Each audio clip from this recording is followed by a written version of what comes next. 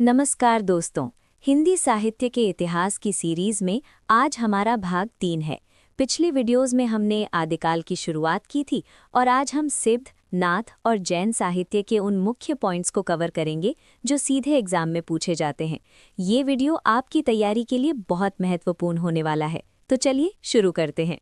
गोरक्ष सिद्धांत संग्रह के अनुसार 9 नाथों के नाम: नागार्जुन, जड़भरत, हरश्चंद्र, सत्यनाथ, भीमनाथ, गोरखनाथ, चरपटनाथ, जलंधर, मलयार्जुन।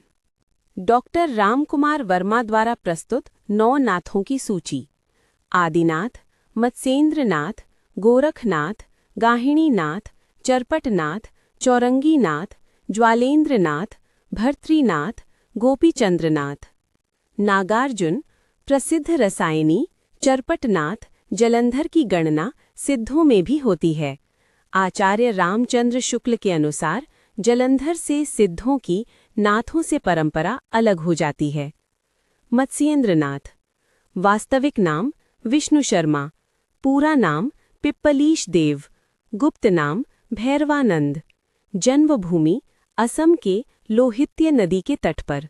रचनाएं: कौल ज्ञान निर्णय संस्कृत भाषा में, अकुल वीर तंत्र, कुलानंद ज्ञान कारिका।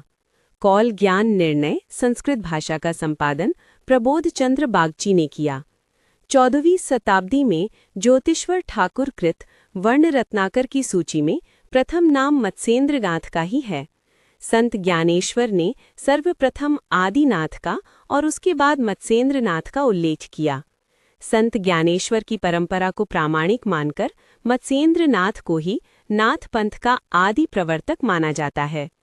मत्स्येंद्रनाथ के हिंदी के कुछ पदों का संकलन डॉक्टर हजारी प्रसाद द्विवेदी ने नाथ सिद्धों की बानियों तथा डॉक्टर पीतांबर दत्त बड़थवाल ने योग प्रवाह नामक ग्रंथ में किया। गोरखनाथ, नाथ योगियों में सबसे अधिक प्रतिभाशाली गोरखनाथ थे। ये मध्य युग के प्रसिद्ध धार्मिक नेता माने जाते हैं। गोरखनाथ मत्स्येंद्रनाथ के शिष्य थे। हिंदी साहित्य में शैव भक्ति परंपरा की शुरुआत गोरखनाथ ने की। गोरखनाथ का मुख्य स्थान गोरखपुर था। इनके मत का अधिक प्रचार पंजाब और राजस्थान में हुआ। मिश्र बंधुओं ने गोरखनाथ को हिंदी गद्य का प्रथम लेखक माना है। आचार्य रामचंद्र शुक्ल गोरखनाथ की कुल 28 रचनाओं का उल्लेख करते हैं। गोरखनाथ का समय विभिन्न विद्वानों के अनुसार: राहुल सांकृत्यायन 845 ईस्वी, आचार्य हजारी प्रसाद द्विवेदी 9वीं शताब्दी, पीतांबर दत्त बड़थवाल 11वीं शताब्दी, आचार्य रामचंद्र शुक्ल 13वीं शताब्दी, डॉक्टर रामकुमार वर्मा पृथ्वीराज के समकालीन माना। सर्वमान्य मत 13वीं शताब्दी माना जाता है।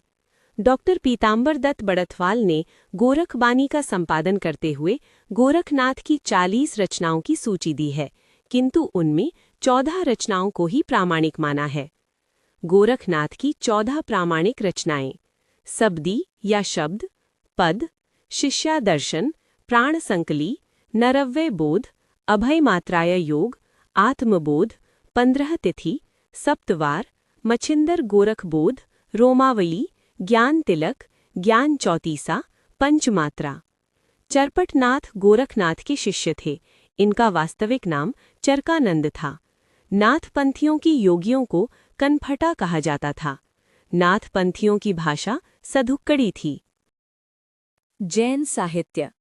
जैन साधुओं ने अपने मत का प्रचार प्रसार हिंदी कविता के माध्यम से पश्चिम क्षेत्र में किया। रास काव्य परंपरा में प्राचीनतम ज्ञात ग्रंथ रिपुदारण रास है। डॉक्टर दशरथ ओझा ने इसका समय 905 ईस्वी में बताया। रिपुदारण रास संस्कृत भाषा में लिखा गया अभिनय, नृत्य और गान इन तीनों तत्वों का मिश्रण है। उपदेश रसायन रास जिनदत्त सूरी का अपभ्रंश भाषा में प्रथम रास ग्रंथ है। अपभ्रंश भाषा का दूसरा रास ग्रंथ अब्दुल रहमान का संदेश रासक है। हिंदी का प्रथम ऐतिहासिक रास ग्रंथ पंच पांडव चरित रास 1350 ईस्वी।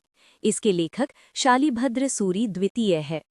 डॉक्टर गणपति चंद्र गुप्त ने शालिभद्र सूरी को हिंदी का प्रथम कवि माना है।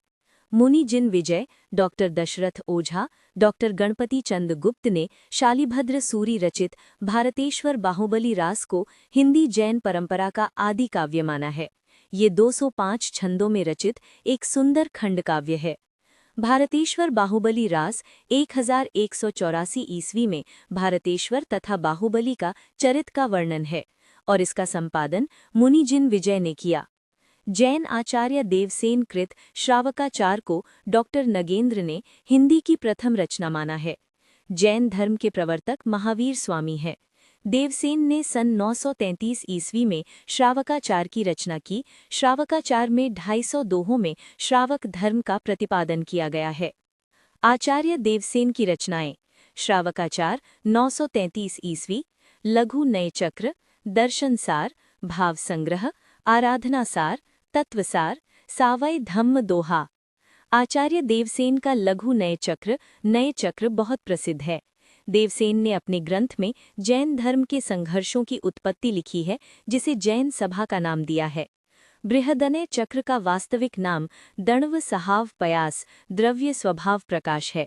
पहले ये ग्रंथ दोहाबंद में था, किंतु बाद में किसी शुभंकर के कहने पर प्राकृत भाषा में गाथाबंद कर दिया गया। ये माइल्य धवल की प्राकृत भाषा की प्रसिद्ध रचना है। आसुगु कवि ने 1200 ईस्वी में एक 35 छंदों का कथात्मक काव्य संग्रह लघु खंड काव्य चंदनबाला रास शीर्षक से लिखा। चंदनबाला रास में जैन श्राविका चंदनबाला के ब्रह्मचर्य, सतीत्व, संयम और उत्कर्ष का चित्रण है। इनकी दूसरी रचना जीवदया रास है। जिन धर्म सूरी ने 1209 ईस्वी में स्थूलीभद्र की रचना की है। विजयसेन सूरी ने रैवतगिरी रास 1231 ईस्वी के आसपास लिखा।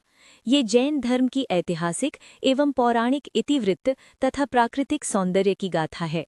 विजयसेन सूरी की रैवतगिरी रास 4 कड़वक में विभक्त है। मुनि सुमति गणी ने नेमिनाथ रास की रचना 1213 ईस्वी में 58 छंदों में की। चौपारी छंदों में 12 मासा वर्णन विनयचंद्र सूरी की नेमिनाथ चौपाई से माना जाता है। विनयचंद्र सूरी की रचनाएं नेमिनाथ चौपाई, मल्लिनाथ महाकाव्य, पार्श्वनाथ चरित, कल्पनिरुक्त।